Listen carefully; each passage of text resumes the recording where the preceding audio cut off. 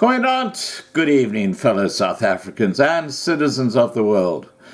Now, I have been from Australia watching as South Africa just slowly, as I said before, implodes before our very eyes. And a lot of South Africans are still in denial.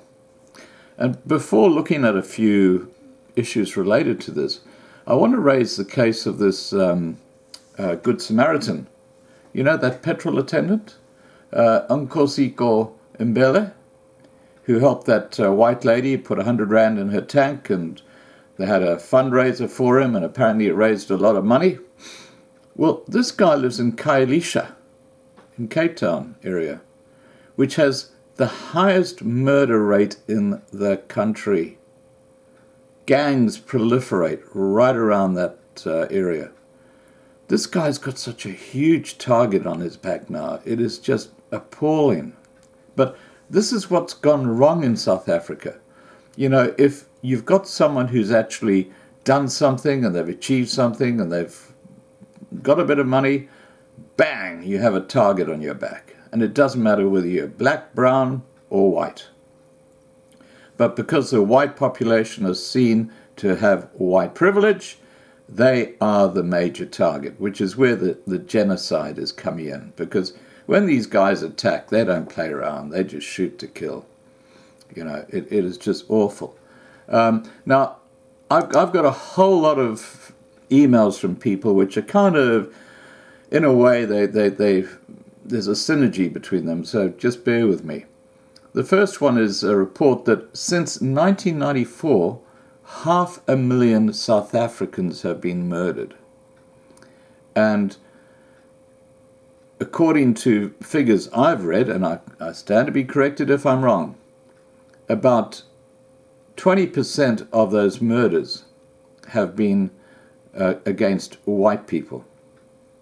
In fact, I think it's close to 25%. I think it's about 125,000 whites who've been murdered since 1994. Now, 25% or even 20% is way out of sync with the percentage that white South Africans make up in South Africa. They make up probably about 5 to 8%. So you can see there's multiples of murders committed against white people in South Africa compared to the black population. And I'm the first to admit that the murder rate, even amongst the black population, is totally unacceptable. But, you know, when you look at groups of whites that have been targeted by these black thugs, and because of the complete incompetence of the South African police service, they're getting away with it time and time again. It is just disgusting. And the thing that really annoys me is that the mainstream media all over the world are just looking the other way. Fake news. And Tucker Carlson said the other night, he said, Tucker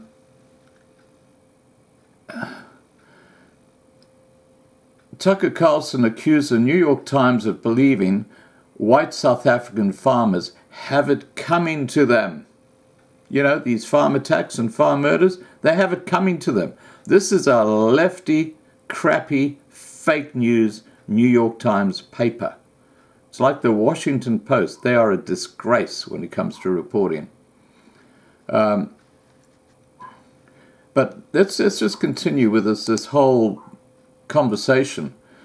Because if you look at what's going on behind the scenes, and there's absolutely no question about this, it's people like Julius Malema who are going around singing those songs, you know, the ones I'm talking about, which is terribly, it is very damaging, because the psyche of the black African, unfortunately, is such that he kind of says, oh, that's a free pass for me to go and attack a white person, you know, or kill that white person. They've got no morality. And it gets worse. EFF leader Julius Malema does not seem too worried about explosive allegations made by AfriForum Deputy CEO Ernst Roets at the launch of the book Kill the Boer, claiming that Malema had met with an imprisoned gang member and offered to help him murder white farmers when he gets out of jail. When confronted about his involvement by Twitter user Arcade Hustle, Malema answered, maybe, maybe not, in a move that some on Twitter said sees a leader brazenly taunting those questioning his role. Now, look, we know that Malema is a very dangerous bit of work, and it's really sad that his party now has 44 seats in Parliament.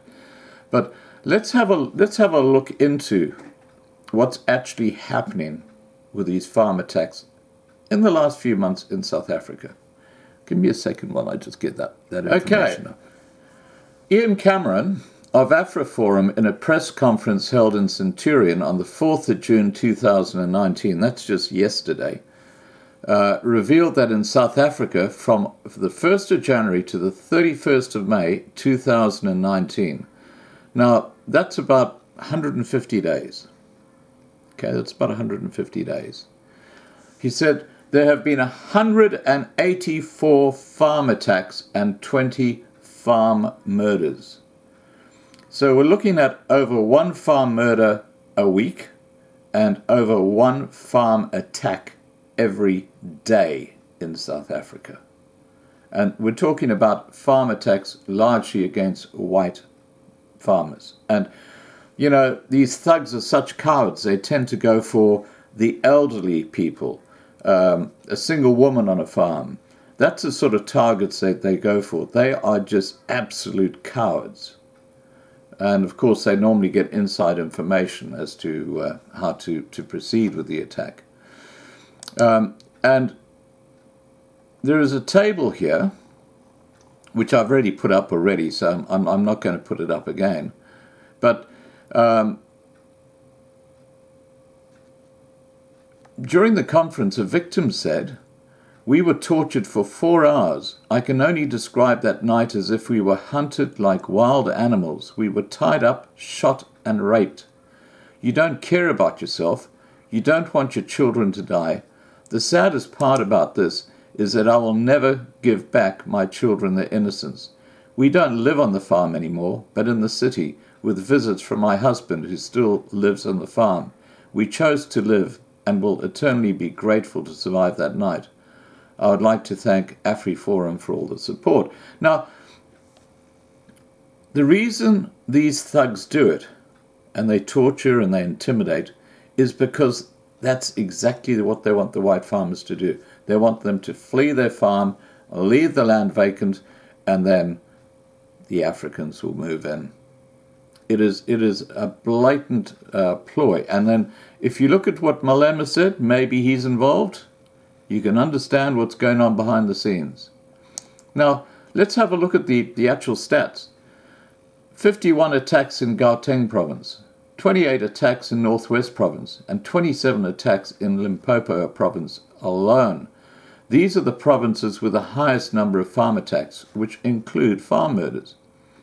Ian Cameron said attacks in the Western Cape increased extremely, in such a manner that more than double the number of attacks were reported from the 1st of January to the 31st of May 2019 compared to this period last year.